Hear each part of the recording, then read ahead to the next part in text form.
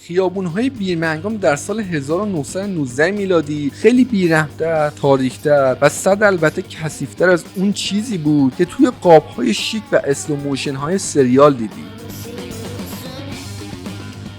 اونجا خبری از اون کت و شلوارهای اتو کشیده و اون کلاه‌های ترتمیز نبود. واقعیت بیرمنگام بعد از جنگ بوی دوده غلیظ، فقر مطلق و صدای گوشخراش پتک‌های کارخونه‌های آهن بود. خیلی‌ها میپرسن که پیکی بلایندرز چقدر به واقعیت وفادار بوده. آیا واقعا تومی شلبی بوده که با یک نگاه لرزه به تن سیاستمدارهای لندن بندازه، یا همه چیز یک افسانه است و یک داستان برای سرگرم کردن ما؟ تضاد اصلی اینجاست، جایی که تاریخ میگه پیکی بلایندرز ها فقط یک مشت جیببر اراذل خیابانی خورده پا بودن، اما سریال ازشون یک امپراتوری استراتژیک ساخته.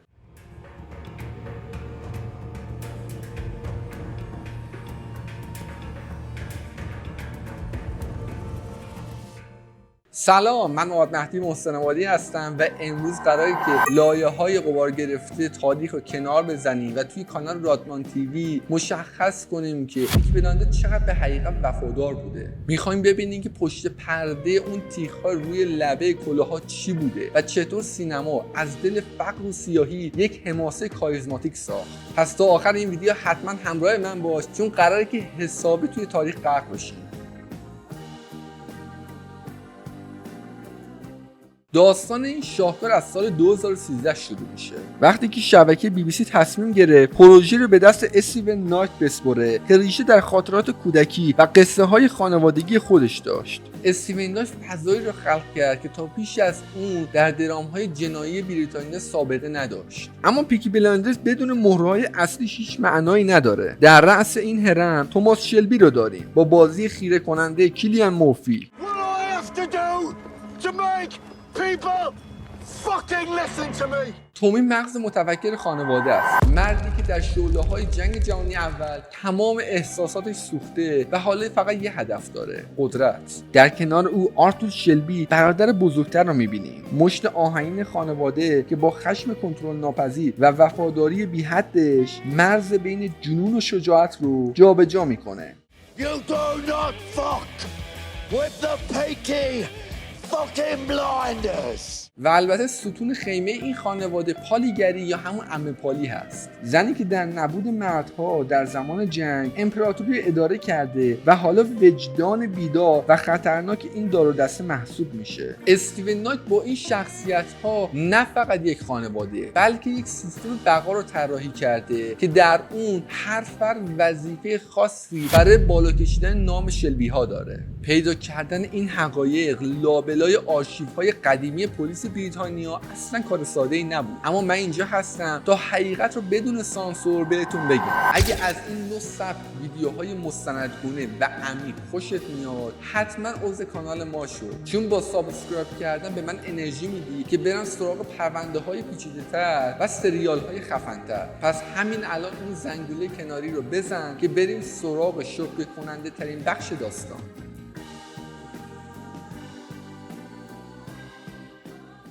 برای درک پیکی بلایندرز اول باید ببینید که بیرمنگام اواخر قرن 19 و اوایل قرن 20 چطوری بود.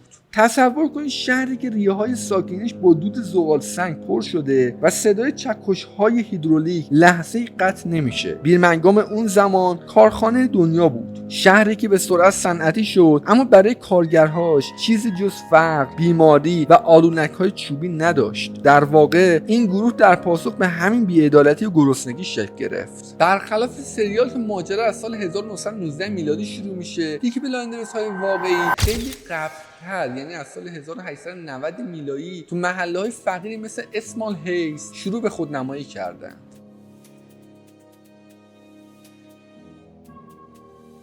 در سریال ما یه ارتش منظمی رو میبینیم که توماس شلبی مثل یک شطرنج‌باز ماهر داره اون رو هدایت میکنه، اما در واقعیت پیکی بلایندرز در ابتدا اصلا یک سازمان مافیایی با کلاس نبود. اونها مجموعه از باندهای خیابونی محلی و بی‌نظم بودن که بهشون میگفتن اسلاگینگ گنگز. اونا ترکیبی از جوانهای بیکار، کارگرهای عصبانی و آدمهای طرد شده از هر قشر و نژادی بودند. برای اونها فرق نمیکرد کی هستی، اگه حاضر بودی برای به دست آوردن یک لقمه نون یا اثبات قدرت در محله بجنگی، عضو گروه بودی. این بی‌نظمی عملاً باعث شده بود که پلیس نتونه با یه رهبر واحد بجنگه. پیکی بلایندرز یک عقیده و تفکری بود که در تمام کوچه‌های تاریک شهر تکثیر شده بود.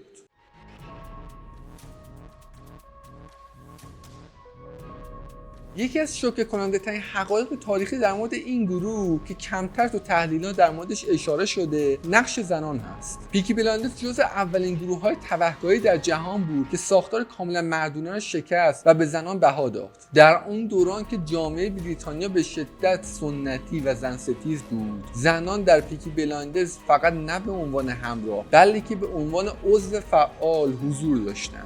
اونها به جابجایی اموال مسروقه، مخفی کردن سلاح‌ها و حتی درگیری‌های خیابانی نقش کلیدی داشتند. این موضوع نشون دهنده یک بلوغ استراتژیک اجباری بود، چون پلیس کمتر به زنها شک می‌کرد و این هوش استراتژیک این گروه پیکی بلایندرز بود و با همین کار زنها از رقص‌چی خانه‌ها تا میخانه‌ها نفوذ پیدا می‌کردند.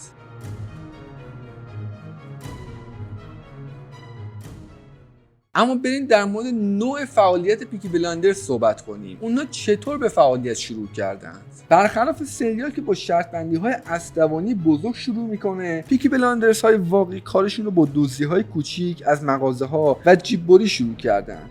اما با صنعتی شدن بیرمنگام و ورود پول به این شهر، فعالیت اونها هم لول آپ شد. اونا به سراغ اخاذی از بازرگان‌ها، کنترل بازار سیاه مواد غذایی و در نهایت قمار غیر قانونی رفتند. سیستم اونها ساده بود، محافظت در برابر خودمان. یعنی میرفتن از این مغازه‌دار پول میگرفتن تا به همون مغازه حمله نکنند. این مدل اولیه مافیا، اولین مدل هوش اقتصادی زیرزمینی در بیرمنگام بود.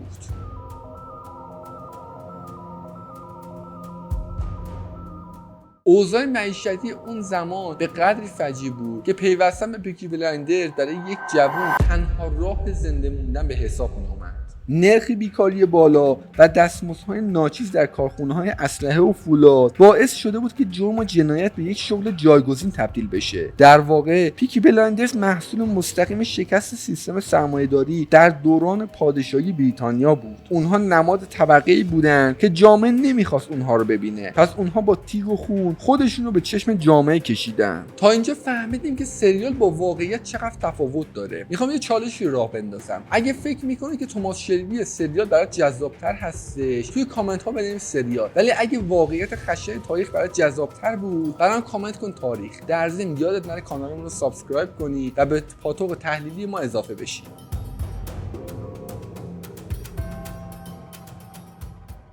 حالا میرسیم به جذابترین و البته جنجالی ترین بخش داستان، یعنی کلاه‌های تیغ‌دار. در سریال ما میبینیم که تومی و برادرهاش با لبه کلاهشون چشم دشمن رو کور میکنن، اما حقیقت تاریخی یکم متفاوته. اول اینو بگم که در سال 1890 میلادی تیغ‌های یک بار مصرف مثل مدل تیغ‌های ژیلت‌های کنونی و امروزی یک کالای بسیار لوکس و گرون قیمت محسوب میشد. اونقدر گرون که یک عضو معمولی یک باند خیابونی توی بیرمنگام فقیر به سختی میتونست یکی از اونها رو بخره، چه برسه به اینکه بذارتش روی کلاه و به عنوان یک سلاح یک بار مصرف ازش استفاده کنه. باید بگم که نام پیکی از نوع کلاهشون نشأت گرفته و بلایندرز هم به تیپ خوبشون اشاره داره.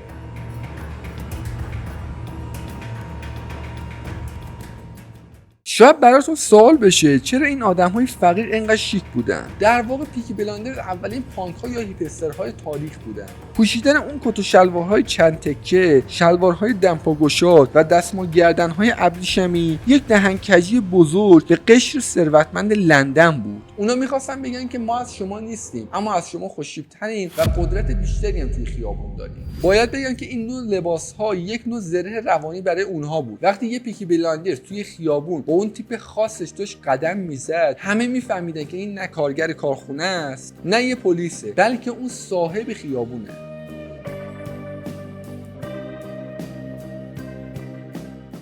یه نکته بسیار جالب که در تاریخ ثبت شده اینه که پیکی بلایندرز های واقعی عاشق این بودن که عکسشون توی روزنامه‌ها چاپ بشه، برعکس تومی شلبی که سعی میکنه چرا خاموش حرکت کنه. اعضای واقعی باند مثل هری فاولر یا ارنست بلیس با غرور جلوی دوربین پلیس جست میگرفتن. اونا اولین مجرمینی بودن که فهمیدن که شهرت خودش یه نوع قدرته. اونا از تصاویرشون توی رسانه‌ها برای ترسوندن رقباشون استفاده میکردن. در واقع قبل از اینکه نتفلیکس و بی بی سی برای اونها سریال بسازه، اونا خودشون داشتن برندسازی میکردن.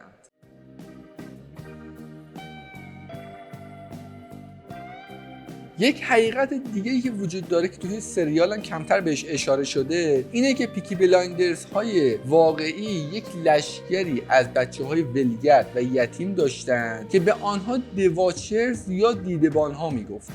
این بچه‌ها در ازای چند پنی تمام روز در ورودی محله‌ها بازی می‌کردند، اما کار اصلیشون این بود که به محض دیدن یک چهره غریبه یا یک افسر پلیس با سوت‌های مخصوصی که داشتن به باند خبر بدن. این یعنی اینکه اونها یه سیستم هوش امنیتی بسیار پیشرفته توی قلب قرن 19 هم داشتند.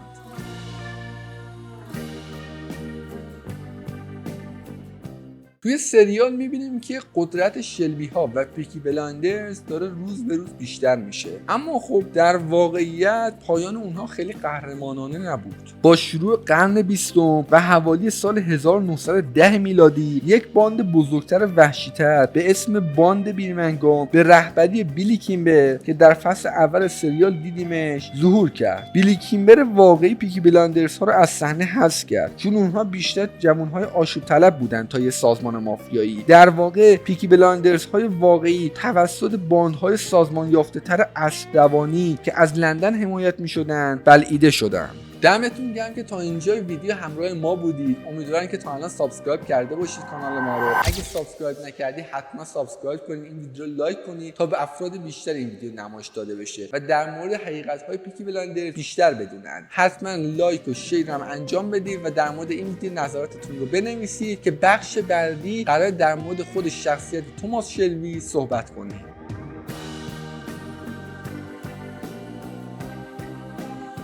واقعیت اینه که توماس شلبی اصلا وجود خارجی نداشته. شخصیت تومی ترکیبی از چند نفر و قصه های محلیه، اما نزدیکترین فرض به اون رو میتونیم شخصی به اسم توماس گیلبرت نام ببریم. مردی باهوش که مدام با هویت‌های جعلی پلیس رو بازی میداد، اما هیچ وقت به اون قدرت و ثروت سریال نرسید و در نهایت یک مجرم خیابونی باقی موند. جالبتر از این شخصیت بیلی کیمبر هست. در سریال دیدیم که تومی خیلی راحت اون رو از پا در آورد، اما در تاریخ بیلی کیمبر واقعی پادشاه بیچون و چرای باندهای بریتانیا بود و اتفاقا همین آدم بود که در واقعیت نسل پیکی بلایندرز ها رو منقرض کرد و تا 70 سالگی هم با قدرت زندگی کرد. در مورد زنهای گروه هم برخلاف عمه پالی باوقار زنی به اسم الیزابت شلبی وجود داشت که نه با سیاست بلکه با خشونت مستقیم و به زنهای خیابونی لرزه به تن رقبا میانداخت. خلاصه بگم در واقعیت خبری از اون پایان‌های حماسی نبود. اکثر پیکی بلایندرز های واقعی مثل هری فاولر با عکس‌های غمگین از بازداشتگاه‌ها ثبت شدن و در آخر هم با فقر و گمنامی از دنیا رفتن. شکوه شلبی‌ها فقط سهم سینما بود، نه تاریخ. دمتون گرم که تا آخر این ویدیو همراه ما بودید. امیدوارم که تا الان سابسکرایب کرده باشید، کامنت گذاشته باشید و نظراتتون رو گفته باشید در مورد این ویدیو و ویدیوهای بعدی. حتما زنگوله کناری سابسکرایب رو هم بزنید و از ویدیوهای بعدی با خبر بشید. پرونده‌های بعدی که قراره با هم دیگه باز کنیم از این هم داغ‌تره. امیدوارم که تا الان از این نوع نگاه به دنیای سینما لذت برده باشید. تا ویدیوی بعدی، خدا نگهدار.